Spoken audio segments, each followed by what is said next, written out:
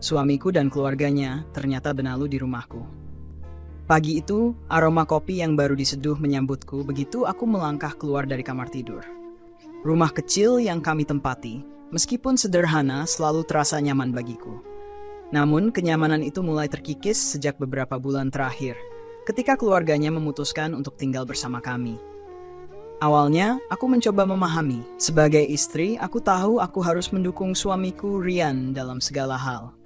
Ketika dia berkata bahwa orang tuanya dan adik perempuannya butuh tempat tinggal sementara karena rumah mereka sedang direnovasi, aku menerimanya dengan lapang dada. Tapi sementara itu berubah menjadi sesuatu yang tampaknya tak berujung. Hari demi hari, aku mulai merasa rumah ini bukan lagi milikku. Mertua perempuanku, Bu Rina, mengambil alih dapur sejak hari pertama. "Ibu tahu lebih baik cara mengatur dapur ini, Dina," katanya sambil memindahkan semua peralatan dapur yang sudah kuatur dengan rapi. Aku hanya tersenyum tipis dan mengangguk. Adiknya, Lia, seorang gadis berusia 23 tahun yang baru lulus kuliah, lebih sering terlihat di sofa ruang tamu dengan ponselnya daripada membantu pekerjaan rumah. Kadang aku berpikir, apakah dia bahkan sadar bahwa rumah ini membutuhkan upaya bersama untuk tetap bersih dan nyaman? Hari-hari berat dimulai. Masalah pertama muncul saat tagihan listrik naik drastis. Keluarganya tampaknya tidak peduli untuk mematikan lampu atau AC ketika mereka meninggalkan ruangan. Aku berbicara dengan Ryan tentang hal itu, berharap dia akan mengerti. "Sayang, mereka hanya butuh waktu untuk beradaptasi," katanya dengan nada yang membuatku merasa aku yang terlalu mempermasalahkan segalanya. Aku menghela napas, berusaha menahan amarah. "Tapi Ryan, kita yang harus membayar semua ini. Aku yang kerja pagi sampai malam, sementara kamu..." Aku berhenti. Sadar kata-kataku akan melukai perasaannya. Ryan, suamiku, kehilangan pekerjaannya 3 bulan sebelum keluarganya datang. Aku mengerti tekanan yang dia rasakan, tetapi kenyataan bahwa aku menjadi satu-satunya pencari nafkah membuat beban ini terasa lebih berat. Pengorbanan yang tak dihargai. Setiap pagi aku berangkat kerja lebih awal. Aku bekerja sebagai manajer di sebuah perusahaan swasta, pekerjaan yang menuntut waktu dan konsentrasi tinggi. Aku selalu pulang dengan tubuh yang lelah, berharap setidaknya ada sedikit penghargaan atas jerih payahku. Namun yang kutemukan adalah rumah yang semakin berantakan. Piring kotor menumpuk di wastafel, lantai penuh remah-remah makanan, dan suara televisi yang terus menyala dengan volume tinggi. Kenapa rumahnya begini? Apa tidak ada yang bisa membantu membersihkan? Tanyaku dengan nada sedikit tinggi suatu malam.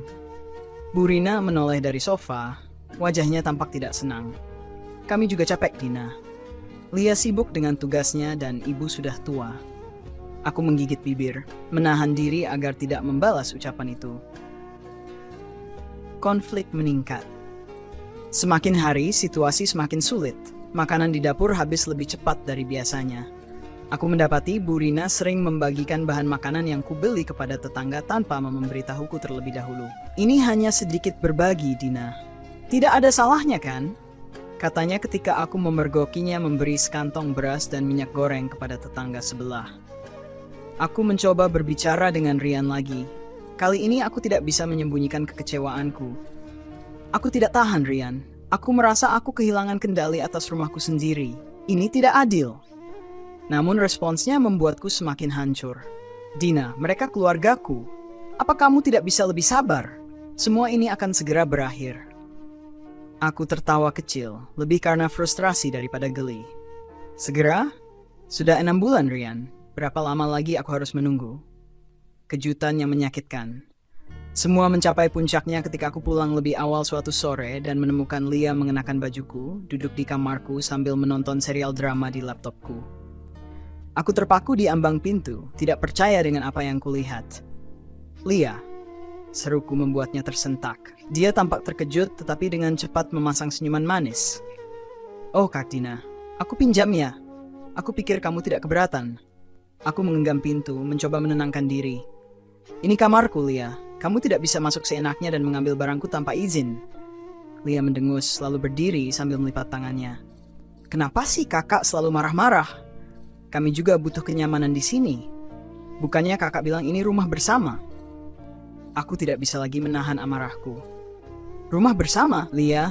Ini rumah yang aku beli dengan keringatku sendiri. Aku bekerja siang dan malam untuk membayar cicilannya. Apa kamu sadar betapa beratnya beban ini untukku? Tangisan keluar tanpa bisa kutahan lagi. Lia hanya melirikku dengan tatapan datar, lalu meninggalkan kamar tanpa sepatah kata pun. Malam itu aku duduk di ruang makan, menatap kosong ke piring nasi yang bahkan tak sanggup kusentuh. Air mataku telah kering, tapi hatiku terasa lebih perih dari sebelumnya. Aku mendengar tawa dari ruang tamu. Ibu mertua, adik ipar, dan Rian tampak santai, seperti tak ada yang salah. Perlahan aku bangkit dan berjalan ke arah mereka. Mereka tertawa menonton acara lawak, seolah dunia mereka begitu ringan. Aku berdiri di sana, diam, hanya memandang mereka. "Ada apa, Dina?" tanya Rian akhirnya, menyadari keberadaanku. Aku menarik napas panjang, mencoba meredam gejolak di dadaku. Tapi semua itu sia-sia. "Rian, apa kau tidak melihat apa yang terjadi di rumah ini? Apa kau tidak merasa sedikit pun bersalah?" Rian menatapku dengan wajah bingung. "Maksudmu apa?" "Maksudku, aku sudah berada di titik di mana aku merasa bukan lagi pemilik rumah ini. Setiap hari aku bekerja keras, sementara kalian duduk santai menikmati hasilnya. Aku bahkan tidak merasa dihormati, Rian. Aku hanya ingin rumah ini kembali menjadi tempatku merasa aman dan nyaman." Tawa mereka terhenti. Wajah Bu Rina mengeras. "Dina, apa maksudmu bicara seperti itu? Kami ini keluargamu. Seharusnya kamu senang membantu, bukan malah mengeluh seperti ini." Aku mendengus, tidak lagi bisa menahan perasaan. "Keluarga? Maaf, Bu. Tapi keluarga seperti apa yang tidak peduli dan hanya mengambil tanpa memberi? Aku ini hanya manusia biasa. Aku lelah." "Dina, kamu keterlaluan." Lia menyela dengan suara tinggi. "Kami tidak pernah meminta lebih dari yang bisa kamu beri." Aku memutar mataku, penuh rasa marah. "Oh ya, lalu siapa yang membayar semua tagihan ini? Siapa yang bekerja untuk makanan yang kalian makan? Siapa yang membersihkan rumah ini setiap malam setelah kalian meninggalkan semuanya berantakan?" Benturan tanpa akhir, Rian berdiri, mencoba menenangkan suasana. "Dina, cukup. Jangan memperkeruh keadaan." Aku menatapnya, hampir tak percaya dengan kata-katanya. "Aku memperkeruh keadaan? Aku yang mencoba mempertahankan rumah ini sementara kalian semua hanya menumpang tanpa rasa tanggung jawab. Dan kamu bilang aku yang salah?" Bu Rina mendekat, matanya menatap tajam padaku. "Jangan lupa, Dina, kami ini keluargamu. Kami berhak tinggal di sini selama kami butuh." "Keluarga?" Suaraku mulai bergetar. "Keluarga macam apa yang tidak pernah berpikir untuk membantu?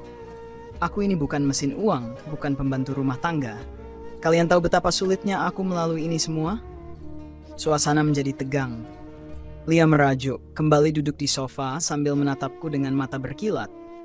Rian terlihat gelisah, sementara Bu Rina berdiri dengan tangan di pinggang, seolah aku yang harus meminta maaf. Malam itu aku mengunci diriku di kamar, menangis tanpa suara. Aku memandang foto pernikahan kami di dinding, mencoba mengingat saat-saat indah bersama Rian sebelum semuanya menjadi rumit. Aku mencintainya.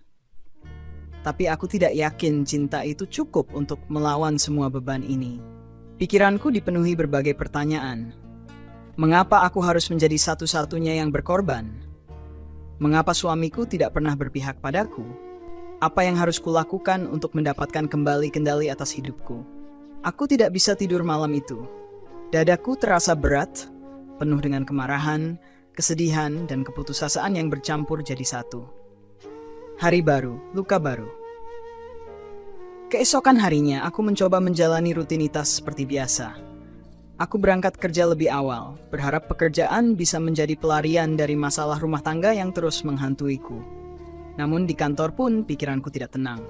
Saat aku pulang, yang kutemukan hanyalah kekacauan lain. Kamar tamuku yang sebelumnya kosong penuh dengan barang-barang dari keluarganya. Bahkan pakaian mereka tergantung di lemariku tanpa izin. Aku tidak tahan lagi. Aku memanggil Rian ke kamar, kali ini dengan tekad yang lebih kuat. "Rian, dengarkan aku baik-baik. Aku sudah mencapai batas. Jika keluargamu tidak menunjukkan niat untuk membantu atau setidaknya menghargai apa yang kulakukan, aku akan mengambil tindakan." Dia menatapku, tampak terkejut. Maksudmu apa? Maksudku, aku tidak akan tinggal diam sementara mereka terus merampas segalanya dariku. Jika mereka tidak pergi, aku yang akan pergi. Aku tidak sanggup lagi, Rian. Wajahnya berubah menjadi tegang. Dina, mereka keluargaku. Kamu tidak bisa begitu saja mengusir mereka. Dan aku ini istrimu, Rian. Aku yang membangun rumah ini bersamamu. Aku yang berjuang untuk kita. Tapi kamu milih diam, membiarkan aku menanggung semuanya sendirian. Pertama kalinya suaraku terdengar begitu tegas. Aku tidak lagi takut untuk menunjukkan bagaimana perasaanku yang sebenarnya. Kemarahan yang tak terbendung. Rian memandangku dengan wajah campuran antara terkejut dan kesal. Kamu serius, Dina? Kamu mengancam ingin pergi dari rumah ini? Semua ini cuma karena kamu tidak sabar menghadapi keluargaku? Aku tertawa kecil, tapi tawa itu penuh dengan rasa pahit. Tidak sabar? Rian, aku sudah bersabar selama ini. Aku bekerja siang dan malam, menanggung semua tagihan dan mencoba mengerti. Tapi kamu, suamiku sendiri, bahkan tidak pernah mendukungku. Kamu tahu apa yang lebih menyakitkan daripada lelah fisik? Rasanya ditinggalkan oleh orang yang seharusnya berdiri di sisiku. Kamu egois, Dina, balas Rian dengan suara meninggi. Kamu selalu menganggap semua ini tanggung jawabmu saja. Mereka keluargaku. Apa kamu pikir aku senang melihat mereka seperti ini? Mataku berkilat penuh kemarahan. Egois? Aku? Yang egois itu kamu, Rian. Kamu membiarkan mereka mengambil alih rumah ini, memanfaatkan aku, tanpa pernah memikirkan bagaimana perasaanku. Aku istrimu, bukan kambing perah. Suara kami berdua mulai menarik perhatian. Aku mendengar langkah kaki mendekat dari luar pintu kamar. Tak lama kemudian, Bu Rina masuk tanpa mengetuk, wajahnya penuh kemarahan. Dina, jangan bicara seperti itu pada Rian. Kamu pikir kamu siapa sampai berani mengancam seperti itu? Aku berbalik menghadapnya, mataku tajam. Aku istrinya, Bu. Dan ini rumahku, rumah yang aku beli dengan jerih payahku sendiri. Kalau aku tidak bisa bicara seperti ini, siapa lagi yang akan melakukannya? Bu Rina tampak terkejut dengan keberanianku.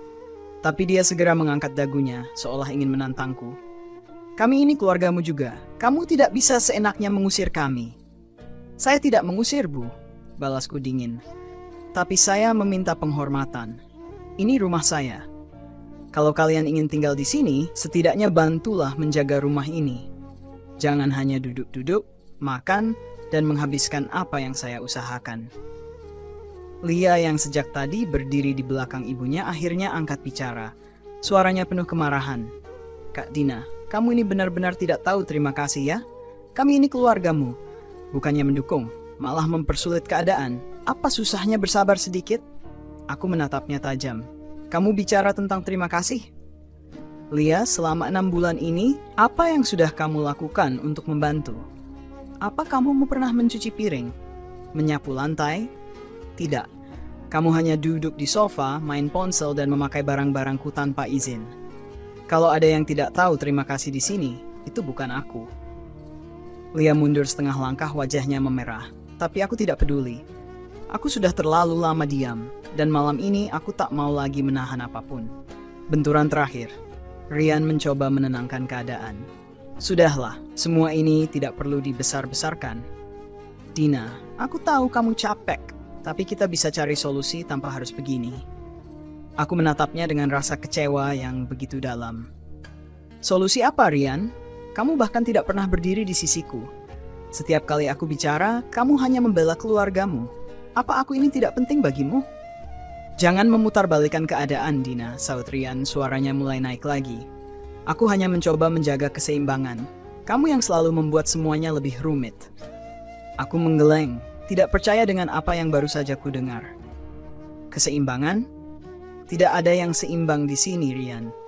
Aku yang menanggung semua beban, sementara kalian hanya menikmati hasilnya. Kalau ini yang kamu sebut keseimbangan, maka aku tidak ingin lagi hidup dalam keadaan seperti ini.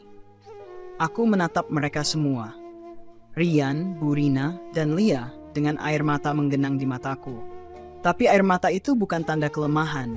Itu tanda bahwa aku telah mencapai batas akhir dari segala yang bisa kutahan. Aku sudah cukup bersabar, kataku dengan suara gemetar.